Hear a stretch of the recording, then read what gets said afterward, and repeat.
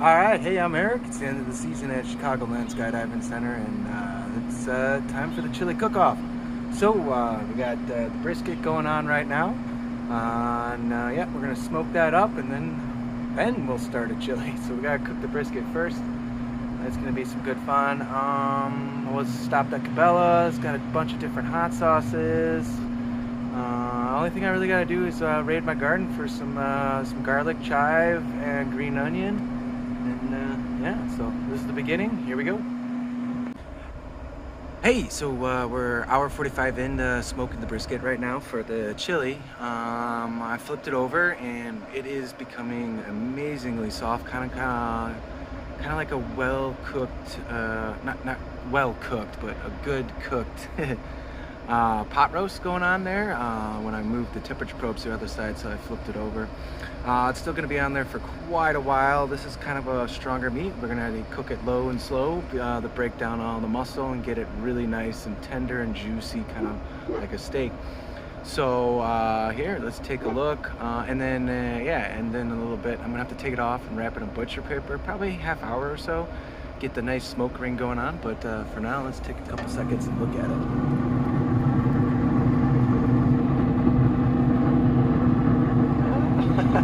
There we go. All right, to be continued. All right, just pulled the brisket off. I got my butcher paper there. Look at that. So it's not done cooking, but it's time to add a little bit of butter. Make sure that the fat content and doesn't get reduced too low and then become too lean. And then we're gonna wrap it in butcher paper to get that beautiful smoke ring and really get the bark forming here. So let me wrap it up. I guess this is about the last time you're gonna see the meat before I start cutting it. And then yeah, once it gets closer to temp, it's time to start cooking chili. And then hopefully I can time out the temperature when this hits about 160, 180-ish, somewhere in that range, depending on how I like it. And then it's chili cooking time. Make it in the chili. All right, let's keep going. All right, so we got the tri-tip all taken down. Got the bacon reducing. Okay. Ooh, fogged out the camera. Let me get you there. Cool. And then we got the onions all chopped up. We got some peppers going there. It's time to start combining everything. Let's start cutting into that brisket. I gotta get it ready. It's about time for that to go in. Let's see what we got.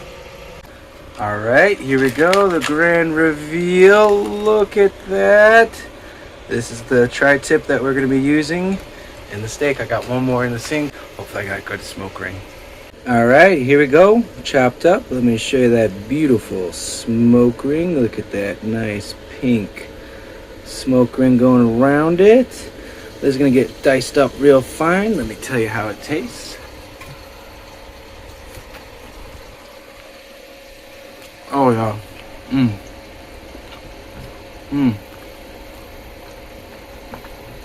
Fantastic. I look forward to making this a chili. So let me dice that up nice and fine. Yeah, meat is doing absolutely perfect. Beautiful smoke ring. You might remember those pinwheel cookies with that nice pink? It's got a nice about 1/8 of an inch line around the entire tri-tip. Right, I gotta get this cut up fine. Bacon's doing good. And then it's gonna start time to add all the rest of the ingredients. All right, let me get going.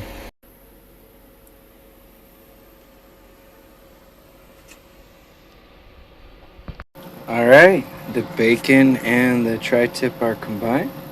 It's time to add our onions. Ooh. All right, bacon and tri-tip is now combined into the chili. Time to add some jalapeno peppers.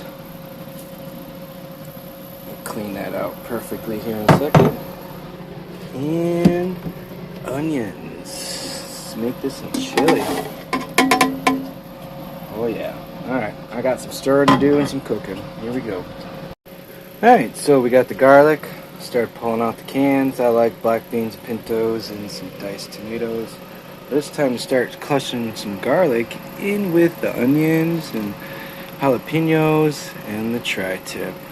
I can't do this one-handed, so you just have to imagine me crushing garlic in. Alright, so we got some cans of beans and tomatoes drying in right now. Move the top of the chili. Chili's going good. Let's add some tomatoes. It's about time. Start making this legit. There we go. There's one. And two. Let me stir it in. Gotta mix this up for a little while. Beans are actually surprisingly one of the last things you want to add to make this good. But you guys don't know the secret ingredients, so you'll never be able to make the real one. Alright, I've made a mess. And chili is ready to go. Basically, it just needs to simmer for about another few minutes or so. Well, closer to like 30. And yeah, this is the magical chili for Saturday night. I'm gonna definitely have a taste tonight and perfect it. Probably could use an adjustment on some of the spices. We'll find out.